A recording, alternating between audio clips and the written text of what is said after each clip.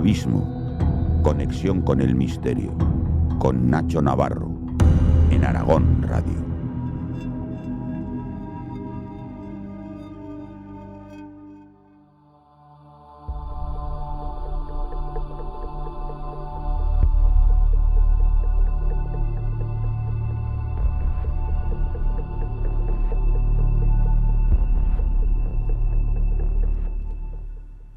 Desde hace unos meses atrás, medios de comunicación, prácticamente de todo el mundo, se hacen eco de un hecho extraordinario, casi insólito, en este mismo instante. Esta noche, el tránsito entre el 28 de febrero al 1 de marzo es el momento, parece cuasi mágico, donde hay una alineación exacta de 7 planetas. Hemos tenido enero, febrero, con esos 6 planetas, pero hoy se une uno más. Y resulta que para algunos es un evento astronómico importantísimo. Dicen que puede modificar incluso el cuerpo. Algunos hablan de rituales. No lo sé. Pero desde luego es un hecho que no se volverá a repetir hasta dentro de 4 siglos y medio, hasta el año 1000 años después de ese descubrimiento de América, en el 2492. Así que profundizamos en una noche mágica, ¿o no? ¿O es una noche normal? ¿Qué es lo que va a ocurrir?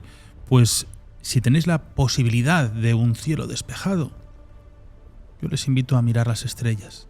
Dicen que en todas las ciudades se va a poder observar que no habrá contaminación lumínica que pueda manchar la alineación de esta madrugada. Así que atentos porque comienza Abismo en Aragón Radio.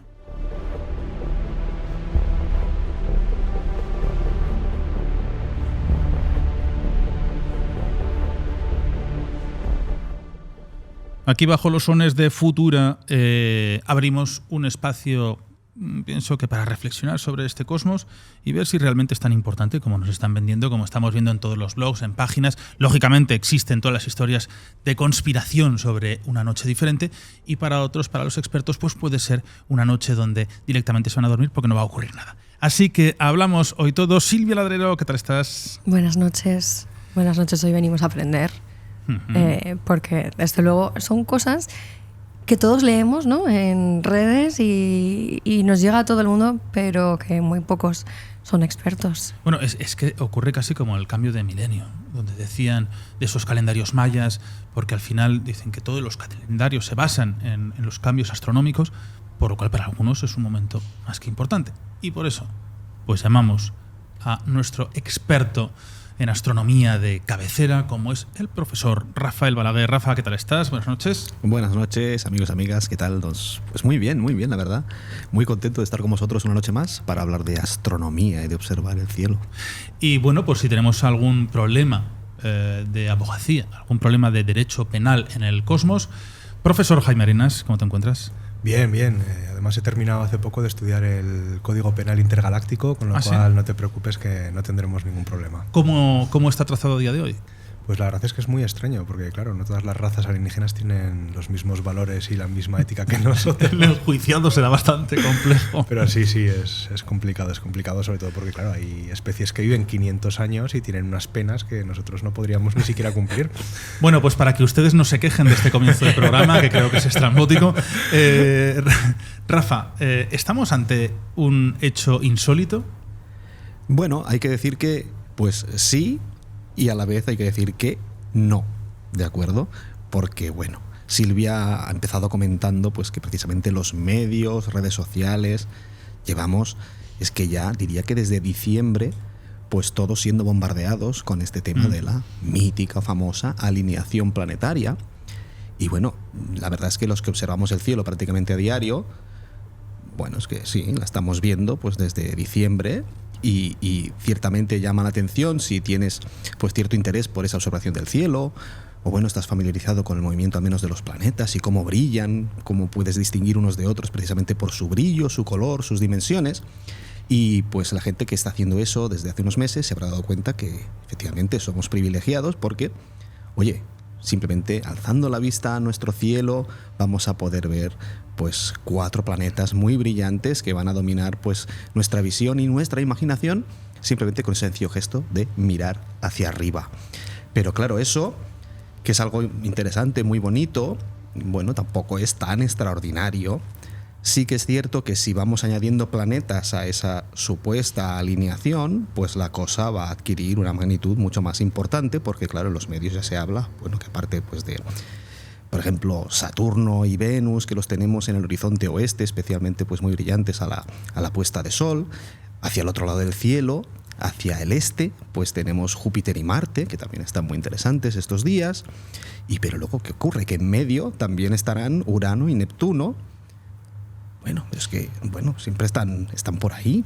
Siempre están por ahí. Además, Urano y Neptuno, a no ser que tengamos un telescopio y sepamos localizarlos con precisión, o ya conectemos el telescopio a un ordenador y busquemos con total precisión, no vamos a ser capaces de observarlos. Y además, con un telescopio, bueno, pueden ser bastante decepcionantes quizá, porque vamos a ver unas pequeñas bolitas azules, que bueno, el telescopio es muy bonito, pero aparte de eso, poco detalle más vamos a obtener.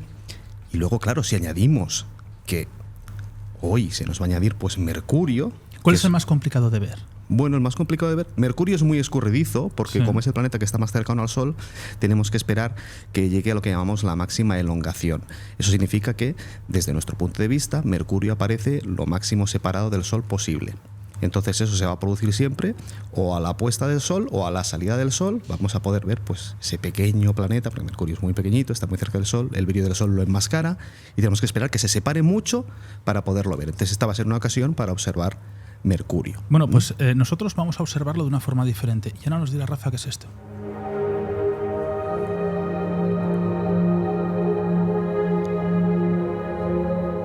¿Qué estamos escuchando? Bueno, estamos escuchando la música extraída de la luz de Mercurio.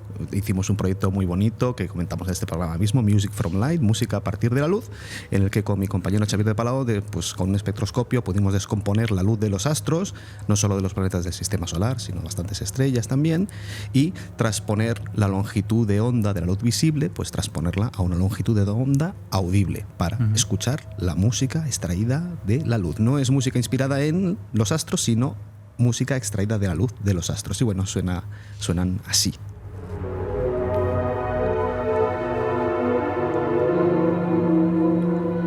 Jaime, tú ahora que tienes un telescopio en tu casa de campo, ¿te has parado a mirar estos fenómenos? O sea, ¿tú los has conseguido ver de alguna forma? Pues mira, precisamente le comentaba antes a Rafa que este año en verano pude observar por primera vez Saturno y que, como aficionado que soy, la verdad es que me costó bastante encontrarlo, porque claro, hay que tener en cuenta que cuando tú miras con un telescopio y el telescopio está fijo, el cielo se mueve. Aunque no seamos muy conscientes de ello, es verdad que siempre está ese experimento, ¿no? Que dejas una cámara con el objetivo abierto y al final, con el diafragma abierto, y al final de la noche, pues digamos que ves círculos, ¿no? Ves, digamos, las órbitas que han trazado o el recorrido que han hecho los planetas por el cielo y las estrellas. Entonces, a mí me costó mucho ver Saturno. Claro, tampoco es que tenga yo un telescopio muy profesional, pero bueno, pero la verdad es que conseguí por primera vez ver Saturno con sus anillos y me emocioné bastante, porque después de un buen rato buscándolo y de verdad verlo yo con mis propios ojos y decir, vale, es verdad, está ahí. Y como parpadees ya no lo ves. Claro, se va moviendo. Pero va rápido, ¿eh? Pero fíjate que pasa lo mismo con la Luna. Pues claro, la Luna, al ser tan grande, vista desde la Tierra, es muy fácil encontrarla, pero es verdad que en cuanto llevas un par de minutos mirando la Tierra, o sea, la Luna se te ha movido totalmente y tienes que volver a enfocarla y a mirarla con el telescopio, ¿no? Entonces, la verdad es que estos días, en principio, pues bueno, lo que se va a poder ver es un poco lo que decía Rafa, ¿no?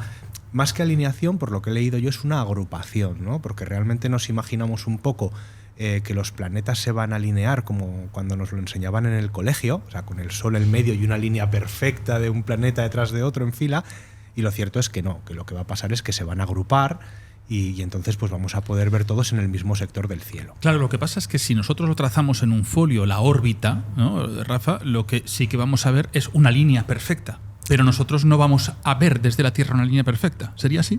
No, por supuesto que no vamos a ver una línea perfecta. No va a haber uno que tape al de detrás. No. Claro, es que estamos hablando quizá de diversos fenómenos que no son exactamente lo mismo, aunque se producen, todo eso que vamos a poder ver en el cielo, todo eso se va a producir porque de manera efectiva el Sol, la Luna y los planetas siempre se van a mover desde nuestro punto de vista por una zona muy concreta del cielo, ¿vale? Esa zona muy concreta del cielo es lo que llamamos la eclíptica.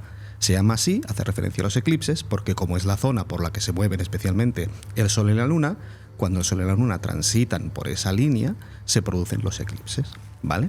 Entonces eso es una línea que es una curva. Tenemos que imaginarla saliendo desde el horizonte este, en la parte más baja, va a ir subiendo, va a describir una curva, va a llegar a su punto máximo hacia el sur, ¿de acuerdo? Y va a llegar otra vez al punto más bajo, hacia el oeste. Y esa línea va a tener una inclinación de unos 23 grados aproximadamente sobre la horizontal. ¿Por qué esos 23 grados? Bueno, resulta que el eje de rotación de la Tierra tiene una inclinación sobre su ecuador, sobre el ecuador solar, y son esos 23 grados aproximadamente. De manera que, desde nuestro punto de vista, insisto, esto es muy importante, los planetas los vamos a percibir alineados o no, desde nuestro punto de vista. Y siempre, siempre, siempre, tanto el Sol, la Luna y los planetas del Sistema Solar los vamos a poder localizar siempre mirando hacia el sur y en algún punto entre el este y el oeste, pero desplazándose matemáticamente por esa curva, por esa eclíptica, de manera que... O sea, ahora los que nos estén escuchando, que tengan... entiendo que sin telescopio no vamos a poder ver prácticamente nada. No, sí. Bueno, pues cuéntanos, tenemos un cielo despejado, aunque sabemos que hay bastantes localidades con el cielo bastante cubierto, y si no lo predecimos, ¿dónde debemos de poner nuestra vista? Bien, yo esperaría, pues quizá, bueno, de hecho no esperaría que fuera tan tarde para observar pues estos planetas. Lo va a ser lo mejor esperar pues que el Sol justo se haya puesto, intentar encontrar un horizonte despejado hacia el oeste especialmente, porque justamente hacia el oeste, mirando hacia el sur, vamos a encontrar a la derecha, pues allí vamos a poder ver un planeta muy brillante. Es el planeta que más brilla del Sistema Solar, es el planeta Venus, pero cerquita, este va a ser más complicado de observar. Vamos a tener el planeta Saturno. Va a brillar poquito, porque Saturno, aunque es un planeta realmente impresionante, con esos anillos maravillosos que, bueno, como explicaba Jaime, pues la primera vez que lo observas se te queda para siempre grabado en la retina. Este año es un año malo para Saturno, porque Saturno tiene un ciclo interesante que, visto desde la Tierra, pues se pone tan de perfil que los anillos pasan a ser casi invisibles, casi imperceptibles. Entonces este año es uno de esos años en los que no podemos disfrutar tanto de los anillos de Saturno, pero aún así con un telescopio lo vamos a poder ver. En ese horizonte oeste también se va a añadir estos días pues el planeta Mercurio, que es uno de los más escurridizos de observar, precisamente por su proximidad al Sol. ¿Qué ocurre? Si miramos hacia la parte opuesta del cielo, hacia el horizonte este, vamos a observar muy alto en el cielo el planeta Júpiter, el planeta más grande de nuestro sistema, que va a brillar muy intensamente, y cerquita vamos a encontrar pues un astro que nos va a llamar la atención por su rojo intenso, un brillo muy potente, muy rojo, muy intenso, y ese es el planeta Marte. ¿Y qué va a ocurrir? Esos los vamos a poder observar a simple vista. Júpiter y Marte en el este, y en el oeste Venus, Saturno y Mercurio también los vamos a poder observar a simple vista. Esto es bonito porque precisamente son los planetas clásicos que hasta la invención del telescopio pues eran los únicos que podíamos observar los humanos desde la Tierra. Así que nos vamos a poder sentir quizá como esos primeros astrónomos, esos primeros observadores del cielo. Si tenemos telescopio y sabemos dónde están exactamente, porque puede ser complicado si no dominamos el cielo, programas informáticos que nos lo sitúen, pues vamos a poder observar también Urano y Neptuno. Así que lo que tiene de especial pues esta noche es que de un solo vistazo vamos a poder observar, tanto a simple vista como con telescopios, pues siete planetas. Luego ya nos quedaría Plutón, que lo consideramos ya un planeta enano, y ese aún es más complicado de ver incluso con telescopios. Pero sí que es cierto pues que es una visión interesante y bonita.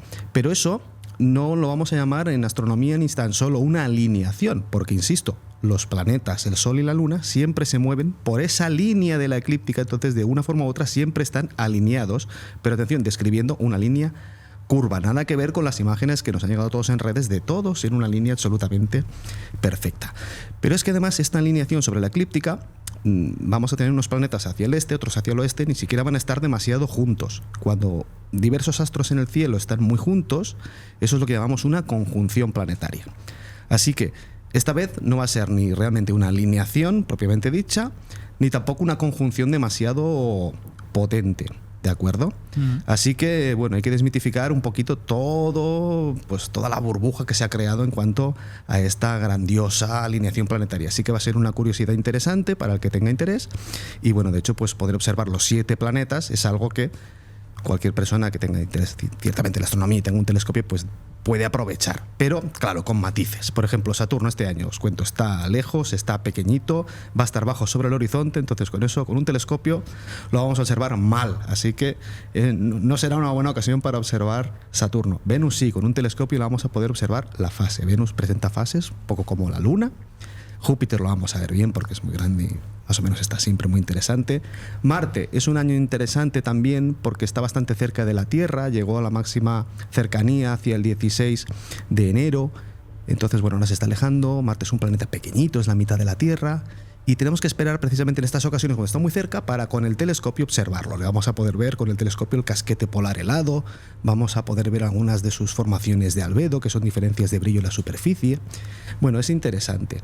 Pero insisto, la alineación siempre se va a estar ahí porque están desplazándose sobre la eclíptica, una línea curva, así que no vamos a ver una alineación como, insisto, en muchas fotografías vais a ver.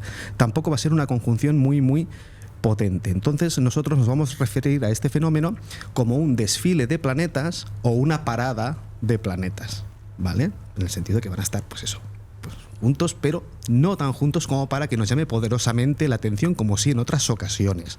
Por ejemplo, hace pocos años tuvimos una los días de Navidad y se podía ver, pues por ejemplo, Júpiter y Saturno, los dos casi tan juntos en el cielo que casi solo se veía un solo astro muy brillante. Y en el telescopio era muy bonito porque podías ver los anillos de Saturno, sus satélites principales, con Saturno, pero al lado Júpiter con sus satélites, los que observó Galileo Galilei, así que era una imagen realmente increíble y visualmente a simple vista llamaba mucho la atención porque tenías la suma de dos planetas muy potentes en un lugar tan concreto del cielo que parecían solo uno. Así que bueno, eso puede cambiar la forma en la que tenemos de mirar el cielo y dar origen incluso a religiones, mitologías, leyendas, todo tipo de mística asociada al movimiento de los astros en el cielo. Pero insisto, va a ser una alineación absolutamente normal. Lo que va a tener de extraordinario es que sí, por unos pocos instantes vamos a poder observar 7 de los planetas de nuestro sistema y eso es algo, una curiosidad astronómica, una curiosidad científica, pero yo creo que no va a cambiar el destino de la humanidad, ni va a cambiar el destino de nadie que esté observando con ese interés en ese reflejo de la mística, ¿no? Tanto es en el cielo como es en la Tierra.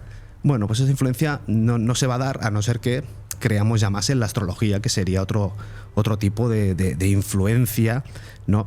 Buscando precisamente cómo los astros pueden alterar nuestra existencia cotidiana. Por otra parte, vamos a introducir otro término porque las alineaciones, como decía, se van a producir siempre y especialmente en astronomía nos interesan unas que llamamos sifigias, que esa es el término astronómico que utilizamos para referirnos a la alineación entre el Sol, la Tierra y la Luna. Y eso es muy importante porque cuando se producen estas alineaciones es cuando tenemos eclipses de Sol o de Luna. Y a partir de ahí pues podemos llamar sifigia también a la alineación de 2, 3 o más astros. Pero atención, esto sí que es importante. La sifigia es cuando están alineados perfectamente. Eso que comentábamos. El Sol y una línea recta con los planetas colocados, uno detrás de otro. Eso sí sería una alineación planetaria. Eso sería una sifigia. Y ahí sí que podemos empezar a observar, según algunos investigadores, diferentes efectos sobre la Tierra. Otro tema sería si tiene efectos sobre las personas. Bueno, pues hablaremos en un rato sobre esos efectos posibles sobre la Tierra y, ¿por qué no?, sobre la afección hacia las personas. Silvia, ¿qué se comenta? Bueno, hay muchas noticias, como decíamos al principio, últimamente a este respecto. Lo que pasa que también se está haciendo muchísimo hincapié en uno de estos eclipses, como has dicho, sifigias. Sifigias, qué bonita palabra. Sifigias es una palabra, bueno, significa atrapados bajo el mismo yugo, más o menos, ¿no? Porque, claro, implica pues ese acercamiento, esa idea de la conjunción potente de planetas, ¿no? Que están todos pues ahí ligados. Porque además la astronomía es muy bonito porque, por ejemplo, la astrología significa, quizá etimológicamente, pues el estudio de los astros, ¿no? En cambio, la astronomía significa la ley de los astros. Tal es potente la ley que los atrapa bajo el mismo yugo estelar, ¿no? Entonces, la sifigia. Jaime sonríe como soy astrónomo. Bueno, que se dice que va a haber en España, en la zona de España, se va a poder ver, sobre todo en 2026, sí, un eclipse solar total. De hecho, en la zona así como más meridional. Esto, en realidad, ¿qué es lo que vamos a poder ver? Porque yo siempre lo he visto. Teruel está casi como ciudad abanderada para poder ver este eclipse como una de las zonas más perfectas para poderlo ver total, ¿no? ¿Ese eclipse total? Uh-huh. Sí, bueno. tenemos suerte porque vamos a tener eclipses importantes en 2026, 2027 y 2028 visibles desde la península ibérica. Y en efecto, pues toda esta zona pues va a ser favorecida por la posibilidad de observar un eclipse total de sol, que es algo que recomiendo absolutamente a todo el mundo, ¿de acuerdo? Porque para observar un eclipse total de sol normalmente hay que viajar. ¿Por qué? Porque lo que va a pasar es que en ese instante la sombra de la luna va a ser proyectada sobre la Tierra. Pero para que la sombra de la luna caiga exactamente en el pueblo en el que vives, pues eso se da una vez cada 400 años de forma estadística. Así que obviamente si quieres observar alguno, vas a tener que desplazarte, a no ser que tengas la gran suerte de vivir 700 años. Vivir pues, al menos en una ocasión en la que de esos 400 estás tú allí. Pues entonces permitidme decir que esto va a ocurrir el día 12 de agosto de 2026 y se considera la mejor localidad de toda Europa para verlo, Teruel. Y bueno, Teruel se va a convertir como la capital del eclipse, vamos a llamarlo así, de 2026, un eclipse internacional, y va a venir gente de todo el mundo, de todos los rincones del mundo para poder ver este hecho en Teruel. Va a ser muy espectacular porque realmente pues va a atraer a aficionados, científicos, por supuesto de España, de toda Europa y de todo el mundo, porque hay que, como os comentaba, viajar para poder vivir un eclipse total de sol, que es algo absolutamente espectacular. Pero atención, va a ser problemático este eclipse, porque Nacho, eso que estás consultando, ¿a qué hora se va a producir el eclipse? Pues no lo veo. No veo ves, aquí bueno. Bueno, sí, en torno a las 20:30. En torno a las 20:30. Entonces eso significa que el sol va a estar muy bajo sobre el horizonte. Entonces habrá que buscar un lugar con el horizonte oeste hacia la puesta de sol muy diáfano, muy despejado, a ser posible un lugar un poco elevado, a ser posible un lugar donde no haya miles de personas. Entonces por las sierras de Teruel. Observándolo para estar un poco más tranquilos. Entonces, bueno, va a ser un eclipse que yo pues llevo soñando con ese eclipse de 2026 visible desde la península ibérica desde que era un chaval, pero bueno, la hora va a ser un poco complicada, así que vamos a tener que apurar un poco a la suerte, porque en agosto a veces por las tardes pues suele haber tormentas. Bueno, a ver qué va a ocurrir, cómo lo vamos a poder salvar, pero va a ser complicado quizá de observar. Aunque fíjate, va a ser aquí pone que el eclipse, la anchura de la zona no suele ser mayor a 200 kilómetros. Claro, sí. Y bueno, pues se calcula que el eclipse de 2026, el ancho de trayectoria será de unos 290 kilómetros, por lo cual va a ser más extenso. Un poquito más. Se tocará también esa zona de Castilla, pero en Castilla y León, pero sobre todo, bueno, pues Teruel, nosotros también, ¿qué vamos a decir? No, vamos a intentar que todo el que pueda se acerque a Teruel está bien. y pueda disfrutar. Así que anótenlo en la agenda. Sí. Anótenlo en la agenda de hecho, es una eclipse interesante porque tendrán ocasión de observarlo también pues más hacia el oeste, más hacia el norte, pero toda esta parte pues ya más a la vertiente más cantábrica, pues allí la meteorología sí que puede jugar un poco más a la contra, así que esta parte pues de Teruel sí que pues puede ser una zona con un equilibrio muy interesante de horario, meteorología, todo eso. Bueno, es una lotería.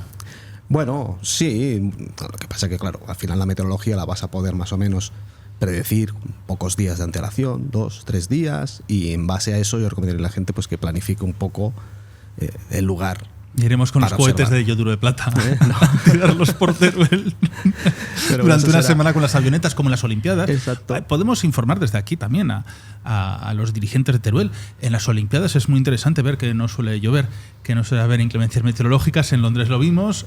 Hay diferentes puntos turísticos de España y en otros países, como en Francia, donde en momentos muy concretos, incluso en enlaces matrimoniales, en bodas, se busca que no llueva. Bueno, pues porque se cuenta con la tecnología tan disparatada, es muy disparatada, de controlar el clima. Pero bueno, ¿se podría controlar el clima? Pienso que sí. ¿Se debería? Pienso que no. Hombre, vamos a ver. Lo primero es llevarle huevos a las clarisas, ¿no? Sí. Eso es lo primero. Pero sí que es verdad que si tienes mucho interés... Avelorado. O sea, si tienes mucho interés, de aquí a agosto del 26 podemos ir poniendo en un bote, a modo de hucha, un eurito, cada día o cada 2 días que vengamos aquí, y alquilamos un helicóptero que nos suba por encima de la línea de las nubes y se tiene que ver ¿Eso perfecto. funcionaría? Hay gente que los ve desde aviones, ¿no? Eso funciona. De hecho, normalmente pues se fletan vuelos privados para observar el eclipse directamente desde el aire, y además no solo por el efecto de estar pues por encima de las nubes y por tanto tener un cielo despejado, sino porque, ligando con lo que comentabas tú antes de la velocidad a la que se te desplaza Saturno con el telescopio y los objetos celestes, claro, en realidad lo que se está moviendo es la Tierra. Claro. Entonces, una mejora para los telescopios es dotarlos de un pequeño motor de seguimiento que contrarresta en ese movimiento de rotación terrestre y el objeto ya no se te desplaza. Pero es que en este caso, claro, tenemos el movimiento de la Tierra, tenemos el movimiento de la Luna alrededor de la Tierra. Y entonces, si tienes bastante dinero, puedes subirte a uno de estos vuelos que los que hacen es volar, intentando volar el máximo de tiempo dentro de la sombra que la Luna está proyectando sobre la Tierra. Bueno, hablamos con Ramón Torres y que nos suba un poquito más de lo que las comercial se puede... Pero el tema más que la altura es volar dentro de la sombra. Y entonces, claro, llega un momento que al final el avión no es capaz de seguir esa velocidad de los astros y por lo tanto, pues al final se te acaba el eclipse. Pero sí que es cierto... O sea, que te dura más. Te dura más el eclipse, y ahí está el tema interesante de estos vuelos, pero bueno, tienes que ver a la gente pues desesperada por pues acceder a la ventanilla del avión, pues con tu trípode, con tus cámaras, todo eso para obtener una fotografía. No, y además aquí la gente a día de hoy es el primer eclipse dentro del mundo de los drones, donde todos tienen acceso a ese lugar más elevado, a esa fotografía más perfecta. Vamos, que no se va a ver nada porque va a estar el cielo lleno de drones. En fin, yo lo del helicóptero lo veo. Bueno, un helicóptero con 2 o 3, que no discutamos porque un helicóptero es de los que están todo acristalados, porque igual un jet es un poco caro. Sí. Bueno, oye, aquí no sabemos el presupuesto que vamos a tener el año que viene. Oye, yo tengo una pregunta para Rafa. Porque yo muchas. Sí, pero yo tengo una que desde hace tiempo me hago, ¿no? O sea, desde la antigüedad, ¿no? Pues el ser humano ha mirado al cielo. Y de hecho, bueno, pues ya sabemos que tanto los egipcios como los babilónicos, pues diferenciaban los astros, y ellos sí que es verdad que lo utilizaban para hacer predicciones, ¿no? Más a modo astrólogo que astrónomo. Pero yo tengo una duda, o sea, digo, ¿en qué momento pudieron diferenciar que uno de los astros que veían era un planeta o era una estrella? Porque para el ojo no entrenado, como puede ser el mío, cuando yo miro al cielo, puedo estar viendo un planeta y decir, mira qué estrella más grande, ¿no? Porque no soy consciente de que es un planeta, sino que es una estrella, ¿no? Entonces, ¿en qué momento se dieron y cómo se dieron cuenta? ¿Y quién? Claro. Ese palpitar que tiene la luminiscencia. Claro, hay diversos métodos para intentar identificar o diferenciar un planeta de una estrella. Vale, un planeta va a ser normalmente pues un astro que nos va a brillar de manera más intensa, más potente que el resto de estrellas que vamos a poder observar. Van a estar siempre hacia ese horizonte sur, o sea, nunca los vamos a buscar hacia el norte. Pero lo que permitió identificar a los antiguos astrónomos ese tipo especial, entre comillas, de estrellas, que es lo que van a ser luego los planetas, es un factor clave e importantísimo. Mira, precisamente planeta significa estrella errante. ¿Qué percibieron? Percibieron que en el cielo nocturno había toda una serie de estrellas, que es lo que llamaron al final la esfera de las estrellas fijas, en la que establecieron diferentes divisiones. En nuestra cultura clásica tenemos 88 constelaciones, que son esas divisiones de estrellas totalmente arbitrarias. Los chinos, por ejemplo, tienen unas 200. Bueno, cada cultura ha visto las suyas, ha ideado las suyas. Pero eso está en lo que llamamos la esfera de las estrellas fijas.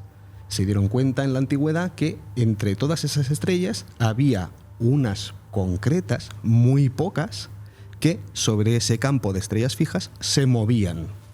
De manera que en una sola noche podías llegar a ver cómo había habido una posición diferente de esa estrella que brillaba más que las demás sobre el fondo de estrellas fijas. Y si observabas esa misma estrella tan potente, al día siguiente veías que se había movido todavía más. Y al día siguiente un poquito más. De manera que esas estrellas eran estrellas errantes. Planeta significa estrella errante. Se dieron cuenta que esas estrellas especiales se movían con un movimiento propio, distinto al de las estrellas fijas. Si nos fijamos cualquier noche de estas, en invierno, por ejemplo, mirando hacia el sur, podremos ver la constelación de Orión. Es muy fácil y muy bonita.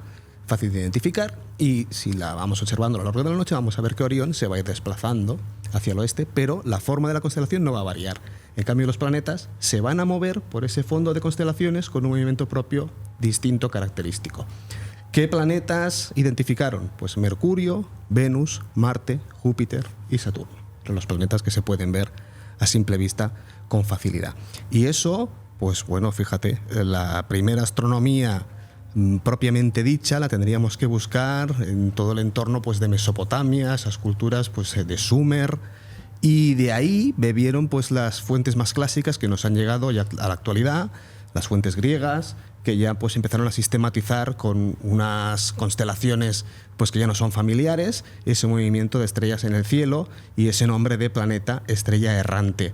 Pero los primeros astrónomos podríamos estar hablando de un horizonte de casi, me atrevería a decir que 5.000, 6.000 años atrás podrían haber empezado a darse cuenta de ese movimiento independiente de esas estrellas particulares que son los planetas. Así que es algo realmente incipiente. A mí me gusta pensar en la astronomía como una de las primeras ciencias de la humanidad, es observación del cielo, y que, atención, nació como astrología, buscando una interpretación de lo que nos sucedía aquí con lo que sucedía en el cielo, intentando predecir, por supuesto, pues los ciclos del Sol y de la Luna, el día y la noche, el paso de las estaciones, y ya cuando fueron capaces de predecir los eclipses, pues imagínate el poder absoluto que adquirió la casta de astrónomos, que luego pues sería un poco pues la casta más sacerdotal, porque ese movimiento de estrellas peculiar en el cielo dio origen al lugar en el que habitan los dioses. Claro, se creía además que eran fuerzas sobrenaturales los que movían ese tipo de luminarias. Por supuesto, el Sol y la Luna como dioses principales,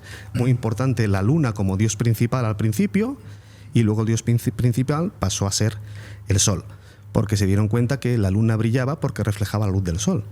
Entonces dijeron, vaya, pues entonces el dios más potente, más importante, entre comillas, debía ser este y no el dios lunar, que era el que regía en principio pues todo nuestro sino, todo nuestro destino, ¿no? Claro, era muy evidente, el ciclo lunar de aproximadamente 28 días coincide aproximadamente con el ciclo menstrual femenino, entonces bueno, eso establecía una serie de vínculos místicos con la reproducción, luego por supuesto con el paso de las estaciones, en fin, es lo que podemos llamar astrolatría, el culto a los astros. Luego empiezan los baños de luna, empieza la brujería, empieza la hechicería y todo ello, ¿no? Siempre admirando hacia los astros. Precisamente hablando de esos momentos diferentes a lo largo de la historia en los que se ha podido utilizar ese poder de predecir los eclipses, bueno, pues ha habido algunos que incluso han tomado parte en batallas muy importantes. Por ejemplo, se sabe que Heródoto en el 430 a.C. escribió ya sobre una batalla que había ocurrido anteriormente en la zona de Turquía, entre los lidios y los medos, que llevaban 6 años, para ese momento llevaban 6 años de batalla, durante temporadas larguísimas, no conseguían llegar a un momento ni siquiera ni de pacto, ni de paz, ni de nada. Y sin embargo, el 28 de mayo del 585 a.C. se produjo un eclipse solar completo en mitad de una de estas batallas entre los lidios y los medos, que hizo que llegase la paz completa también, no solo el eclipse, porque tuvieron tanto miedo al pensar que era una cuestión divina, que les estaban castigando para que esa guerra terminase. Bueno, pues esta es una de las batallas famosas, pero es que también Colón lo aprovechó en el 1503, que sus barcos habían encallado en la zona de Jamaica, y bueno, hubo muchos episodios de violencia, porque había marineros que bajaban a tierra para robar, para conseguir comida, y los oriundos pues querían atacar a los españoles. ¿Qué pasó? Que Colón, que era un grandísimo científico en cuanto a la observación, tenía almanaques antiguos que estudiándolos llegó a la conclusión, se va a producir un eclipse de luna, ya verás, vamos a aprovecharlo para hacer creer a esta gente que podemos controlar el cielo. Claro, porque además aquí no hablamos mucho, deberíamos hablar más, ¿no?, de las culturas precolombinas, Pero las grandes creencias cuando había un eclipse parcial, habitualmente, eran las grandes matanzas, esas entregas, las ofrendas de sangre. Porque pensaban que era el castigo de los dioses.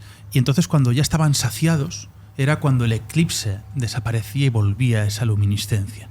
Pero mientras era un castigo, había que saciarles con sangre. Y ellos pues entendían que eran esas venganzas que había desde arriba cuando les quitaban ese milagro como es la luz. Sí, por supuesto. Además es que, como decía Silvia, el terror que puede causar que el sol desaparezca sin previo aviso durante 2, 3, 4 minutos, tú no sabes qué está ocurriendo. Bueno, 4 minutos da para asustarte mucho y pensar, oye, ¿y qué pasa si el sol no vuelve? Bueno, hay varios fines del mundo en culturas relacionados por eclipses, pero de histeria colectiva absoluta. Sí, es que, como digo, puede desencadenar el pánico total. Además es curioso porque en muchos casos está asociado a aspectos muy violentos, porque, por ejemplo, en el eclipse total de luna pues se produce eso que llamamos la luna de sangre, que también es otro de los grandiosos titulares que vemos de vez en cuando. Pues sí, superluna, luna de sangre, bueno, muy dramáticos. Y hay culturas, por ejemplo, inuit, pues que están asociados a episodios de violencia, bueno, de secuestro, asesinatos, violación, directamente asociado a ese color rojo intenso. El eclipse avisa, de alguna forma, de que va a ocurrir un eclipse. Bueno, el eclipse se puede predecir desde hace pues bastantes miles de años porque son cíclicos y se van repitiendo. Pero visualmente no te avisa. No, visualmente con un no cambio durante el día de luz. Ni... No. Durante el día no te avisa. Igual se pone para el cielo nada rojizo. La verdad es que yo el último vi uno parcial hace muchos años. No hay ningún aviso pues meteorológico de este tipo. No, tienes que llevar pues una cuenta del movimiento del Sol y de la Luna preciso para poder llegar a predecirlo. Es relativamente sencillo, pero sí que es cierto que necesitas pues años de acumulación de observaciones precisas para poder llegar a predecir un eclipse de Sol o de Luna con precisión. Pero bueno, es algo que consiguió hacer la humanidad pues ya en ese entorno del origen de la civilización, pues entre Turquía, Siria, en ese horizonte cultural pues de Sumeria, incluso un poco antes, porque las interpretaciones arqueoastronómicas sobre Göbekli Tepe, que es uno de los primeros templos conocidos que tenemos en la humanidad, con posibles orientaciones astronómicas y posibles pues esculturas que tenemos sobre esas construcciones fantásticas megalíticas allí asociadas a constelaciones, pues muestran que podían tener un conocimiento astronómico importante a la hora de plasmar en piedra ciertos eventos astronómicos, atención, hace 14.000 años, así que bueno, es algo fascinante como hace tanto ya eran capaces de sistematizar el movimiento de esos planetas por el cielo, intentar predecir fenómenos, calendarios. Bueno, las grandes estelas prehistóricas que nosotros vemos, algunos trazan, ya sabes que pueden decir como que son mapas de enterramiento de pequeñas necrópolis, y otros hablan directamente de planos astrales, al igual que ocurren en las cavernas, con la teoría de los discos tan controvertida, por ejemplo, en el castillo, lo que vemos los tectiformes, pues siempre están hablando que si tiene esa relación astral o no. O sea, que ellos estaban en... ¿Qué tenían que hacer? No tenían nada que hacer. Su vida era cazar para sobrevivir y mirar las estrellas y los astros. O sea, la contemplación que ellos tenían del medio natural era infinitamente superior a la nuestra. Claro, tenían mucho tiempo, tenían pues un cielo, sobre todo sin contaminación lumínica, por lo tanto es un espectáculo absolutamente impresionante. Y la reflexión es muy interesante porque, aunque en el arte rupestre paleolítico no tenemos muchas representaciones que puedan ser asociadas claramente a constelaciones o a eventos astronómicos, en el ámbito paleolítico, luego en ámbitos más históricos ya sí, pero en ese ámbito tan antiguo no las tenemos claras, pero sí que hay algunas similitudes en el arte rupestre paleolítico, por ejemplo algunas pinturas en la cueva francesa de Lascaux, que luego encontramos algunos motivos comunes en otras cuevas, y que hay algunos investigadores que están intentando relacionar pues una incipiente astronomía paleolítica que luego iría fluyendo hacia las épocas más recientes, más históricas, que darían origen a nuestras constelaciones pues más que nos son más familiares. Por ejemplo, pues Tauro, Orión, porque son constelaciones muy potentes que han visto millones de personas a lo largo del planeta en diferentes culturas a lo largo de milenios, y eso pues podría haber dado lugar a una incipiente astronomía hace ya pues claro, quizá 20.000 años o 40.000, por ejemplo. Años, el cielo era diferente al de hoy.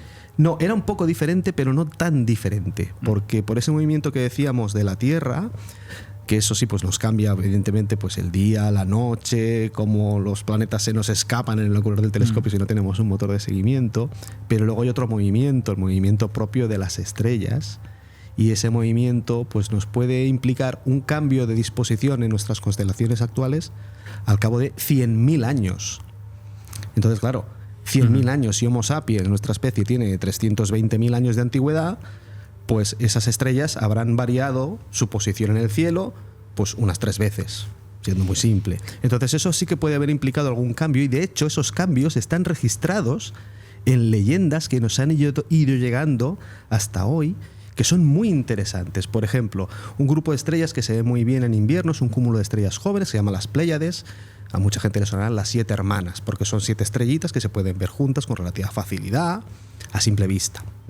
De hecho, en la antigua Roma, para ser centurión de Roma, pues debías ver bien las 7 estrellas, porque claro, si eras miope ya no podías ver al enemigo, ¿no? Entonces vas a ser centurión si no ves ahí nada, ¿no? Entonces era un sistema para, pues de alguna manera, pues ver si eras miope o no. Para subirlo arriba en los barcos, para decir Claro, tierra a la vista. Claro. Entonces, bueno, son las 7 estrellas, las 7 hermanas. 7 estrellitas que podemos ver, 7 hermanas. Pero hay leyendas en las que no hablan de 7 estrellas, de 7 hermanas, sino que hablan de 6. Y entonces dices, oye, qué raro, si se ven claramente 7, ¿qué pasa? ¿Que eran miopes? No, resulta que esas estrellas tienen su movimiento propio, y muy antiguamente 2 de ellas estaban mucho más juntas, de manera que en vez de 7 a lo mejor veían 6, y por eso allí son las 6 hermanas, y la leyenda se ha ido transmitiendo. Más que hemos tenido centuriones que no llegaron a lo largo de miles de años, observando histórico. 6. Claro, imagínate. Entonces eso es una prueba, si quieres, de esa religión, astronomía paleolítica, porque nos está documentando, aunque sea a un nivel pues de transmisión oral de leyendas, que alguien se dio cuenta de que las estrellas se movían y documentó ese movimiento con las leyendas. Yo veo 6 y ahora ya vemos 7, así que es algo fascinante. Bueno, fíjate que, por ejemplo, en el cristianismo, ¿no? Tenemos una clara muestra de cómo las estrellas se han tenido en cuenta por parte de las religiones o de la espiritualidad de los pueblos, ¿no? Y es cuando Jesús nace, esa estrella fugaz, ¿no? Esa estrella que guía a los magos de Oriente, que no será otra cosa pues seguramente que un cometa, que supongo que se habrá identificado porque se sabrá más o menos qué cometas pasaron por aquella época. Ya tenemos que hablar el año que viene. Y luego además es muy curioso que el día de la muerte de Jesús, que prácticamente hay no unanimidad, pero sí que un compendio bastante unificado, que fue el 3 de abril del año 33, hubo una agrupación planetaria que se da lo tengo por aquí apuntado. Se habla de eclipse también. Cada 333 años, y es una alineación muy curiosa porque forma un hombre, o se puede interpretar que forma un hombre crucificado, pero es que además la cabeza la forma Saturno con esos aros, esos anillos que podrían dar la sensación de que es un halo místico, ¿no? Y esto hace poco Miguel Antonio Fiol, que es un historiador de la Universidad de Wisconsin, lo pudo constatar. Dijo, bueno, había oído tal, y dice, ya, pero hasta que no vi la posición de los astros referente a ese día en aquella época, pues no se pudo constatar. Y dice, pero efectivamente sí que es verdad que se puede interpretar perfectamente que la posición de diferentes planetas es un hombre crucificado. Claro, eso es muy interesante. Y además, bueno, sí que sabemos que en esa época se especuló durante un tiempo que podía haber sido esa famosa estrella de Belén, ¿no? Un cometa, el famosísimo cometa Halley, por cierto. Pero lo que sí que parece tener más consistencia es que se trató de una conjunción de planetas, es decir, una serie de planetas muy brillantes en el cielo. Estamos hablando de Júpiter, Venus, Marte, todos muy, muy juntos en el cielo, de manera que casi parecían un astro único, muy, muy potente. Entonces eso siempre ha sido recurrente. Cuando hemos visto esos astros juntándose en el cielo, pues hemos tendido a pensar que algo, curiosamente, fíjate, los cometas están asociados a que van a suceder catástrofes, algo negativo, guerras, muertes de reyes, etc. En cambio, cuando los planetas se juntan en esas conjunciones, está asociado, casi siempre en todos los casos, a algo positivo, el nacimiento de grandes héroes, reyes, dioses, y eso es muy, muy interesante. Como lo escuché esto Estados Unidos, la nueva deidad que ha llegado a presidir el mundo. Bueno, claro, eso podría ser, ¿no? Que surjan nuevas mitologías, surjan nuevas mitologías. Pero es muy interesante cómo esa visión del cielo nos puede afectar a un nivel tan íntimo, tan profundo, como para poder a crear dioses directamente basados en los astros. Silvia. Es que yo estaba pensando aún en la conjunción esta del día de la muerte de Jesucristo con Saturno en la cabeza. Perdóname, pero yo, o sea, que los anillos eran como la corona de espinas o sea, es que no sé, bueno, no me imagino claro, los anillos, la por supuesto, forma. no los vieron ni por casualidad. Pues porque no te preocupes, que te enseño la foto para que veas eso es lo que quería saber. Cómo estaban posicionados los astros y por lo tanto pues parece efectivamente pues que es un hombre crucificado, ¿no? Y da la casualidad pues de que Saturno está ahí, ¿no? Con ese aura. ¿Pero qué planetas está mostrando? Pues Saturno, Urano, Marte, Júpiter, la Tierra, Venus y Mercurio. Es decir, seguramente desde la Tierra no se vería claro, es la forma, por ejemplo, de cruz, ¿no? Claro, Urano y Neptuno en esa época pues invisibles e inexistentes. Inexistentes para la observación astronómica de esa época. Así que claro, eso visto de nuestra perspectiva, puedes buscar una interpretación a esas posiciones estelares, pero claro, hace 2000 años pues nadie conocía de la existencia de Urano ni de Neptuno, porque a simple vista son absolutamente inobservables. Entonces, claro, hay que tener esos matices para ponerlo en contexto, ¿no? Era una señal que dejó Dios para que 2000 años después nos diéramos cuenta. Eso podría ser. Correcto. Eso podría ser para la nueva venida. Sí, sobre los mensajes de Dios incrustados en la información que nos llega del cosmos, podríamos hacer un programa muy interesante que nos voy a revelar ahora, que será una sorpresa en algún momento. ¿Ah, sí? Sí. Y ¿Cómo lo titulamos? ¿Cómo lo titulamos? Pues, no sé, el Hola Universo de Dios, por ejemplo. Que sería un mensaje oculto de Dios en el fondo cósmico de microondas. Eso sería. Como el Hello World cuando programas. Madre mía. Exacto. El Hola Universo, porque claro, ahí estaría el origen de todo. Vamos, nos puede reventar el cerebro después de las teorías. Sí. No, pero todo este tema pues es muy interesante cómo los movimientos de los astros en el cielo pueden influir sobre nuestra cultura. Eso es donde yo quería llegar, ¿no? Los efectos que pueden tener, porque claro, estamos hablando de que una noche como la de hoy, pues infinidad de páginas, de blogs, de todo, te animan pues a esa carga que pueden tener los minerales, las piedras que ayudan, ¿no? Dicen que pueden llegar a ayudar. Yo sí que tenemos que hacer un día un programa muy interesante, llevo tiempo reivindicándolo a mí mismo, sobre la sanación del poder de la piedra, donde en el Pirineo, en zonas tan cercanas, en Orante, por ejemplo, que hemos estado todos en esa ermita de San Benito de Orante, en zonas de Llera de Basa, en zonas de ese Pirineo más profundo, se sigue utilizando el meter una piedra, introducirla en el agua potable. Y eso se cree que tiene diferentes propiedades, al igual que si vamos a zonas de alta montaña, esos últimos reductos de la ganadería, antes de subir ya a esas zonas más escarpadas, para apaciguar los animales, como no existían los rejados para delimitar que saliesen de ese recinto, se colocaban piedras horadadas, piedras con pequeñitos agujeros naturales, que la creencia, a mí me lo han contado los pastores muy mayores ya de esas localidades, es que apaciguaban a los animales, y era como un método de relajación, y era colocar una hilera con una sola piedra o con varias piedras encima de los abrevaderos, etc., ¿no? Y el poder de la piedra, el poder de estos momentos, y ellos siguen diciendo que hay momentos, la luna, los astros, donde lo exponen por la noche, lo cargan, las lavan, las alimentan, esas energías. Por eso, no sé qué puede haber de realidad, porque científicamente dudo, ¿no?, que se pueda saber si una piedra se carga o no se carga. Pero bueno, cierto es que puede tener propiedades. Bueno, yo creo que sí, porque las piedras están llenas también de pequeños minerales que luego se utilizan para cualquier elemento nuestro también natural, y minerales que incluso se utilizan para la sanación del cuerpo.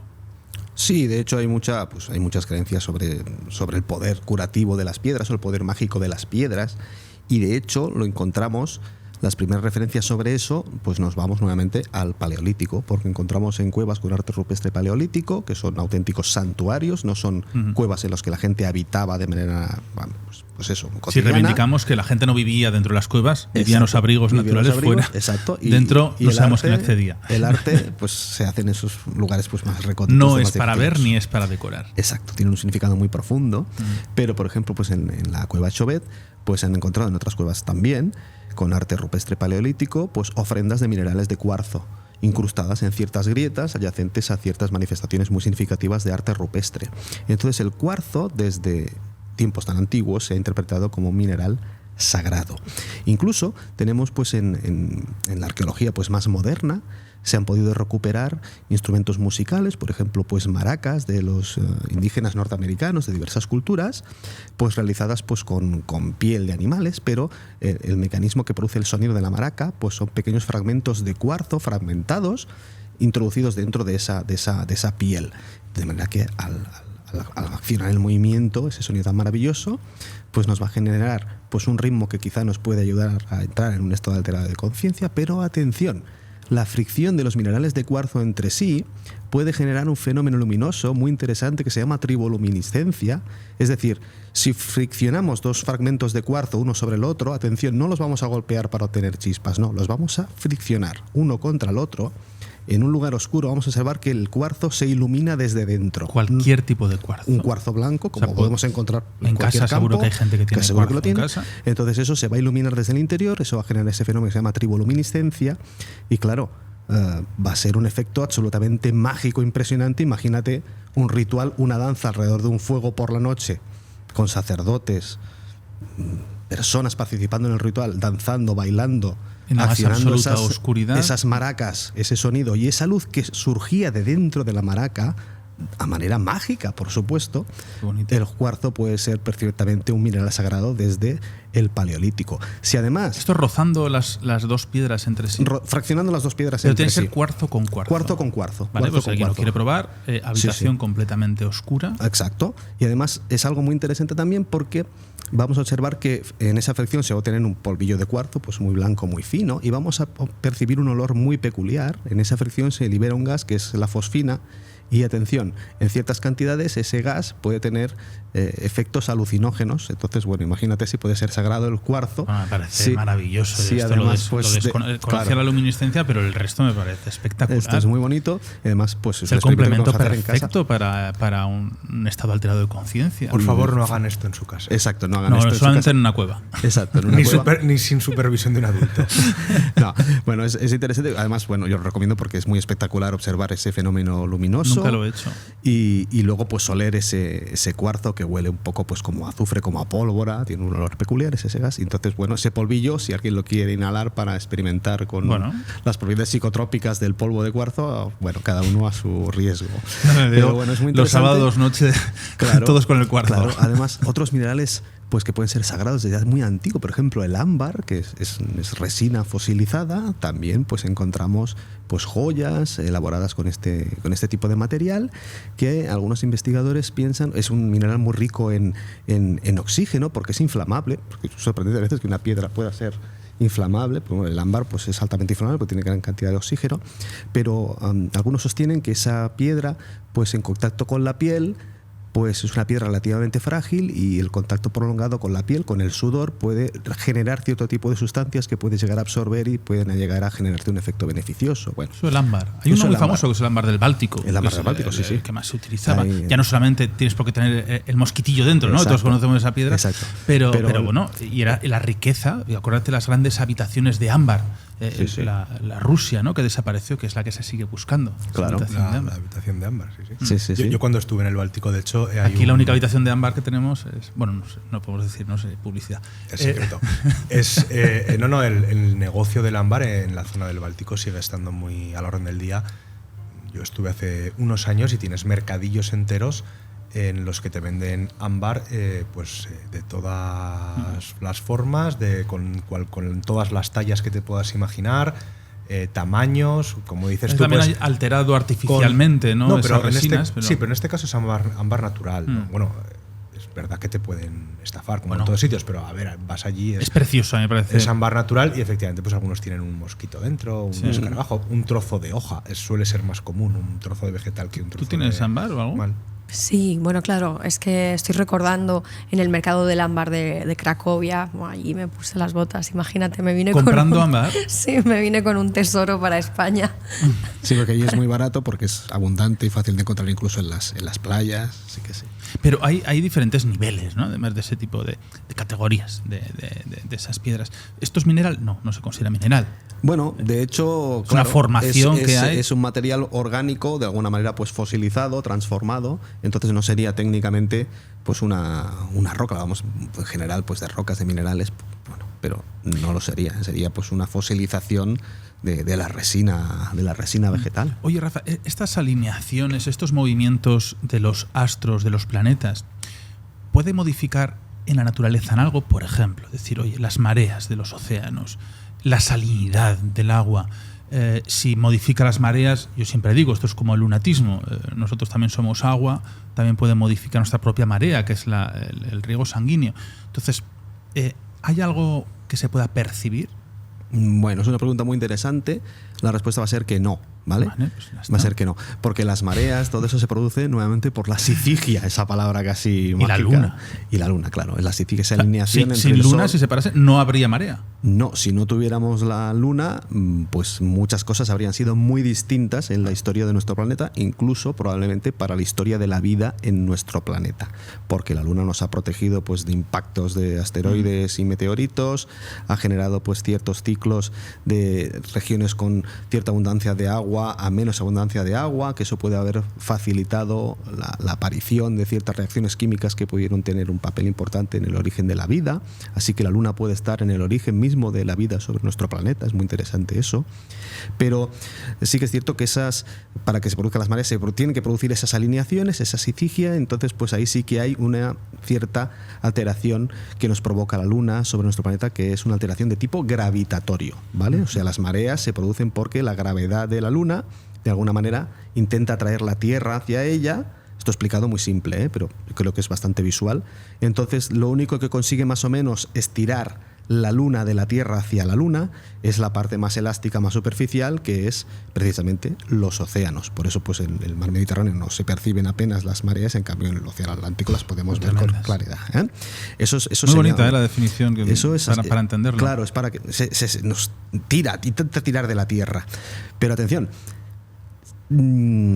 esa gravedad sí que es capaz de tirar de la parte sólida de la corteza terrestre también. Lo que pasa que lo hace tirando de unas zonas tan grandes que nosotros no lo percibimos, pero igual que hay mareas oceánicas, también hay mareas terrestres que impulsan un poco la superficie de la Tierra hacia arriba, hacia la Luna. Lo que pasa que son áreas de miles de kilómetros cuadrados y no lo percibimos, pero ese estiramiento se llega a producir. Es una atracción gravitatoria, pero esa gravedad, la gravedad es una fuerza que casi no la puedo definir de mágica, pero es muy extraña. De hecho, ahora en física hay científicos que están planteando de nuevo que la gravedad ni siquiera existe. O sea, que no sería ni una fuerza, o sea, es algo revolucionario en algunos casos. Yo tengo un conocido, hace muchos años, habló de un concepto que se llamaría presión universal, que produciría el efecto que nosotros percibimos, que es el que genera la gravedad, pero que no sería pues esa fuerza de atracción generada por la masa, sino que habría algo que presiona el universo sobre algo que para esa presión, en este caso pues la Tierra, la presión universal.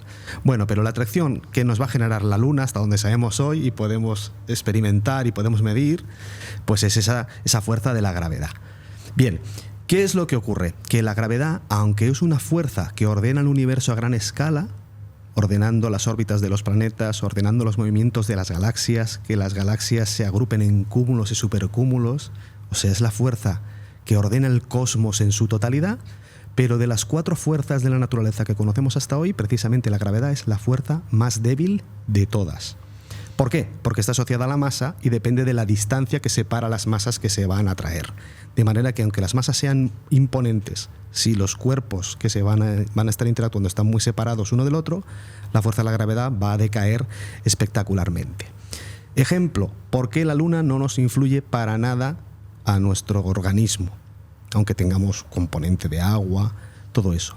Porque, atención, la atracción gravitatoria que va a ejercer la Luna sobre cada uno de nosotros a nivel individual, como seres humanos, es la misma atracción gravitatoria que vais a ejercer cada uno de vosotros si mañana para comer pues os coméis pues un buen cocido, un plato de garbanzos.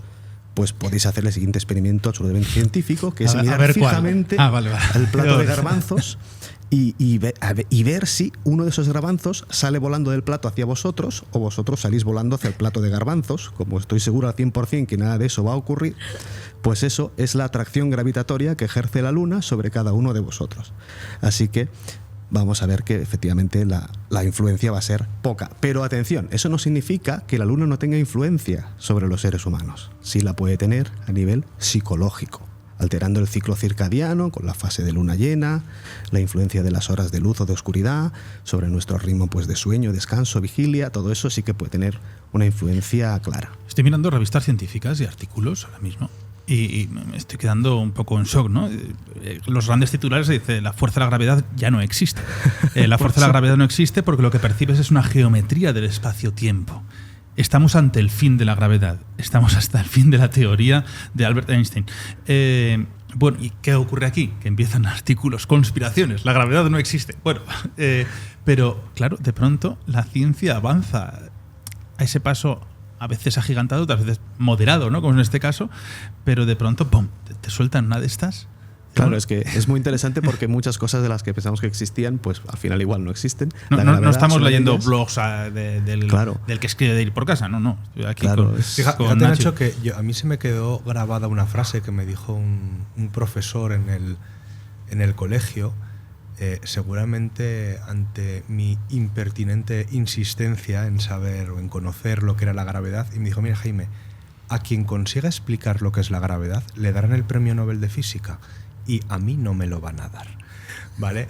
Eso porque realmente es verdad, la gravedad todos pensamos que sabemos lo que es, pero es que nadie sabe lo que realmente es. Mira, ahora mismo, el Deutsche Welle, la gravedad está en crisis. Ahora mismo la gravedad es lo más parecido a la magia que hay en la Tierra. Algo que atrae los planetas, algo que hace que estemos pegados a la Tierra, pero que no podemos explicar qué es. Obviamente, esto es como todo. En la Edad Media un avión sería considerada magia, ahora es una ciencia, la de la aeronáutica, y dentro de pues, igual 100 años o 1000 años pues sabemos exactamente qué es la gravedad, por qué las masas interactúan de esta forma, y pues ya no es magia, claro, ¿no? Ya es algo explicable. Pero a día de hoy es que no lo sabemos. ¿Y todo esto de la carga de los minerales con los astros, los días, las noches como hoy? ¿Qué tanta gente habrá? Hay que leerlo, ¿no? Es decir, hoy es el día perfecto para dejar las piedras que tú utilizas en la ventana y que actualmente dicen que con sal se lavan y después se cargan con la luna, o dependiendo del planeta, cada uno tiene su piedra. Hay como Biblias del uso de la piedra. Claro, a nivel astronómico y científico no va a tener ninguna validez. Yo siempre en estos casos me decanto por el aspecto más psicológico y la fuerza de la realización de un ritual. Ajá. O sea, lo que tú desencadenas realizando un ritual, una cadena operativa, pues exponiendo esas piedras a la luz de la luna, lo que tú quieras hacer con ellas, ese significado que le vamos a añadir a ese objeto que ha sido sometido a esa cadena operativa de actos con un significado profundo, eso sí que puede variar pues, tu manera de comportarte a nivel psicológico, entonces sí que puede tener una importancia. Pero a nivel físico-científico no vamos a poder creer en eso de agua de luna o piedra tal. No, porque eso no va a tener ninguna validez. Y sobre lo que comentaba Jaime, de que no sabíamos exactamente la gravedad, qué es, ni qué funciona, ni cómo funciona, claro, es un poco así. Podemos establecer teorías y ecuaciones sobre pues, los efectos que observamos en la naturaleza, ¿no? La atracción pues, gravitatoria de los planetas, o de pues, esta taza sobre la mesa, generada por la masa de la Tierra. La masa genera esa gravedad, hasta donde sabemos hoy. Pero pasa una cosa, para que las fuerzas interaccionen, se necesita intercambio de partículas. Por ejemplo, la luz que nos está iluminando pues, va a ser transmitida por los fotones, esa partícula elemental de la luz. El problema es que la partícula elemental que permite que la gravedad interactúe, que es algo que llamamos gravitón, nadie la ha detectado todavía.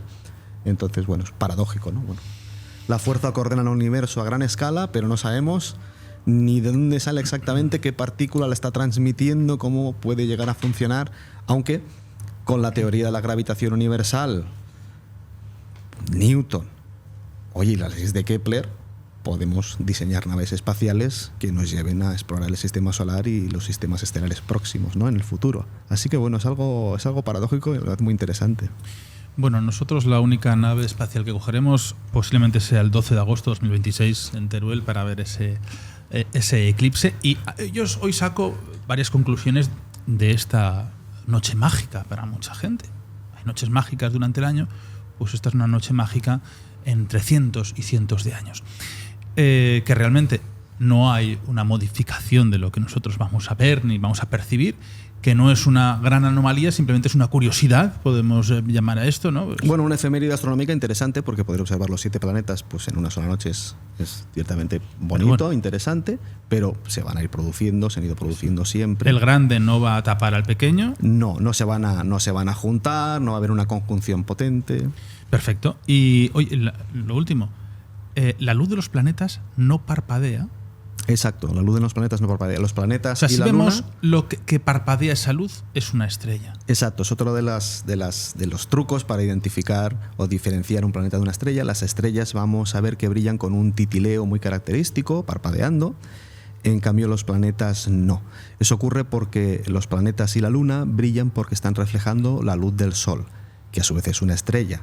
El Sol, visto desde lejos, sí que va a presentar ese titileo, también filtrado por la atmósfera desde el planeta, desde donde lo estuviéramos observando, como nosotros cuando observamos una estrella, observamos ese titileo porque las estrellas tienen alteraciones, tienen flujos, ciclos de actividad mayor o menor, y eso se transmite a la intensidad con la que la luz de esa estrella nos llega. Si además eso lo filtramos por la atmósfera, que tiene turbulencias, etcétera, ese titileo va a ser aún más dramático.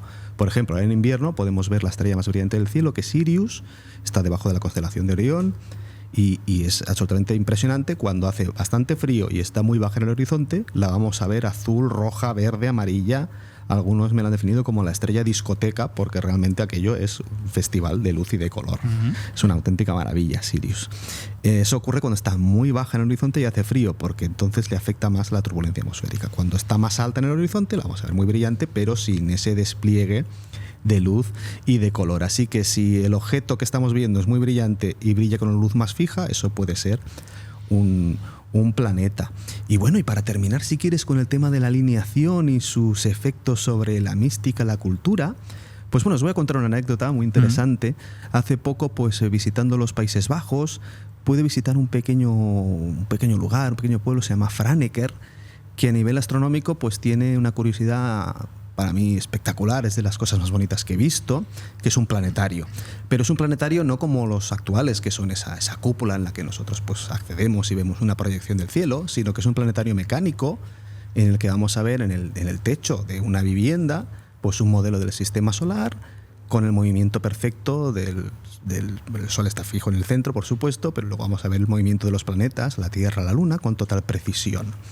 Es algo maravilloso. Y bueno, y además Franeker es un sitio interesante porque es el lugar de nacimiento de un gran astrónomo neerlandés, Jan Oort, que fue el primero que empezó a interpretar que los cometas venían de la zona más lejana del sistema solar y eso se conoce como la nube de Oort. Bueno, pues lugar de nacimiento de Jan Oort, Franeker, y el lugar en donde está este planetario tan interesante.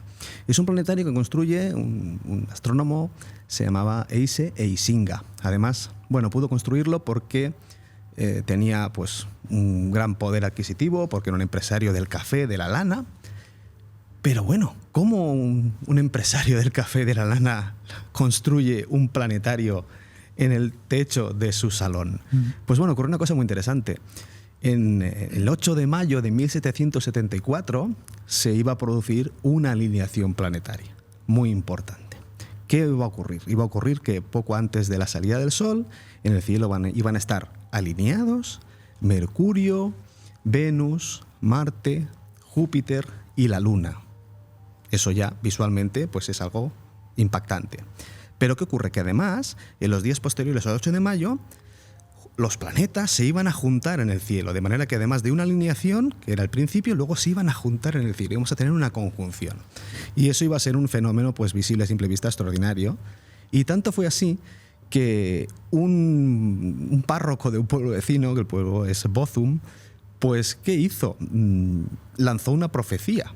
Dijo, oye, esta alineación va a ser tan potente que lo que va a ocurrir es que la gravedad, eso que pensamos que no existe, pues combinada de todos estos planetas va a alterar la órbita de la Tierra y va a hacer que la Tierra caiga hacia el Sol y nos abrase. Por lo tanto, vamos a ser testigos, bueno, y vamos a sufrir, vamos a ser víctimas del fin del mundo.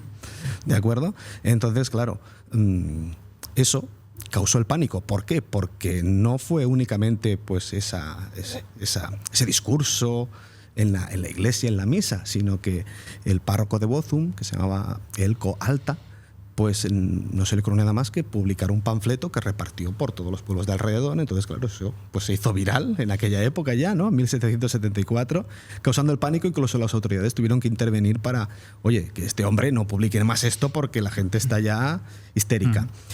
Bien, eso por supuesto no provocó el fin del mundo, y lo que sí provocó es que el astrónomo vecino, Issei Singa, pues se propusiera construir un planetario para que la gente entendiera cómo se producían esas alineaciones, si eran tales alineaciones o no, y que era una conjunción, y para demostrar que eso no implicaba ningún peligro.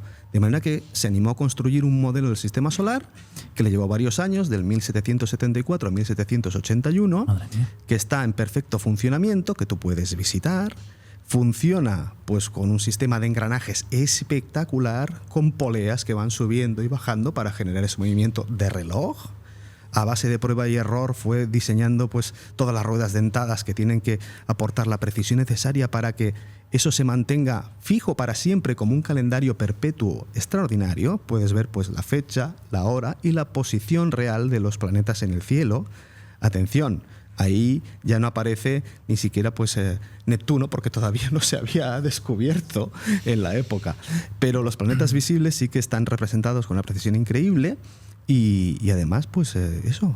Es un autómata astronómico. Es un autómata astronómico que además, pues prácticamente lo paran solo una vez cada 10 años por mantenimiento y restauración, pero no lo quieren hacer más a menudo porque, oye, no vaya a ser que esto lo deterioremos al ir a restaurar algo, al ir a intervenir allí.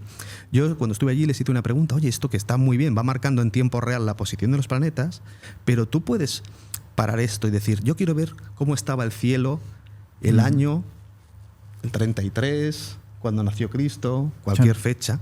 La respuesta fue que sí, pero que lo tienen desactivada esa opción para precisamente no dañar el mecanismo con esos paros y esos ajustes. Pero él sí que preveyó la posibilidad de poder reproducir en su salón el cielo de cualquier fecha. Así que bueno, es algo fascinante, creado a partir del impacto que supone una alineación de planetas. O sea que fue una tarea complicadísima. Fue una tarea complicadísima, sí. De hecho, ahí puedes ver pues los prototipos de las ruedas dentadas. Bueno, es algo espectacular. Bueno, pues sin duda una persona que, la frase perfecta, ¿no? Puso la pica en Flandes. Que es la frase que utilizaban los tercios españoles. Es que el otro día me pasó, dije, puso la pica en Flandes y nadie entendía qué era esto.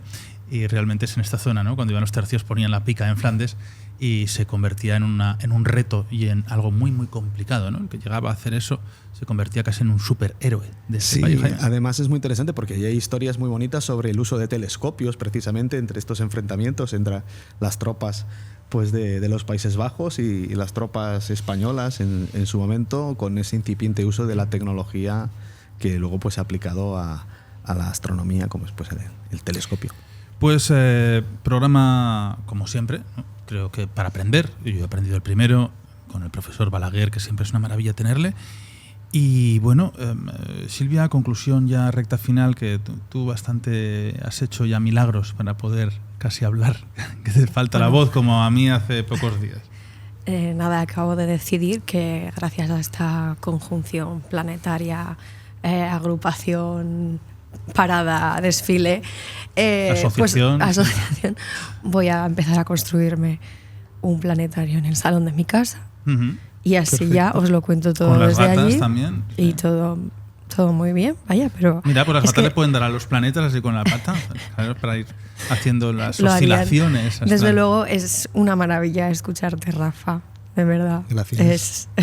Nos traes unos conocimientos que es que a mí me vuelven loca y superan completamente todo lo que yo puedo comprender.